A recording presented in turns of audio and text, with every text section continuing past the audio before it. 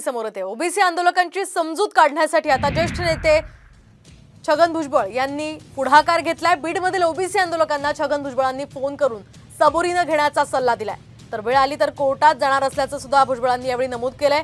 तसंच हाकेंनाही आमरण उपोषण मागे घेण्याची त्यांनी विनंती केली आहे। याच वेळी आंदोलकांशी भुजबळ काय बोलले सविस्तर पाहूया। मान्य केलं नाही तर परत आपल्याला करता येईल ना, परत आंदोलन आज तीव्र करू।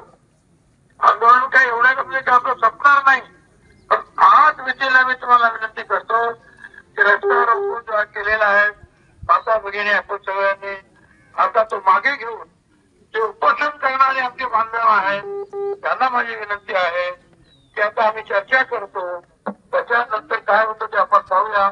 आपल्या 2 लोकांचे 3 लोकांचे 4 लोकांचे त्या सगळ्यांचे प्राण वाचवणं हे सुद्धा अतिशय गरजेचं आहे। म्हणून तुम्ही आता जे तुम्ही जे उपोषण करता आहात त्यांनी सुद्धा माघार घ्यावी, उपोषण सोडावं आणि हा आंदोलन तिथे आता थांबवावं आणि आम्हाला चर्चेला आपण वेळ द्यावा। चर्चेत काय होत आहे हे तुमच्या समोर येणारच आहे। माझ्या विनंतीचा आपण स्वीकार करावा आणि आपण जे काही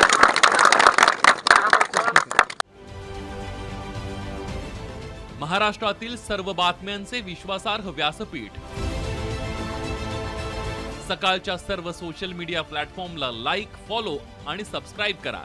तसंच सर्व नोटिफिकेशनसाठी बेल आयकॉन प्रेस करायला विसरू नका।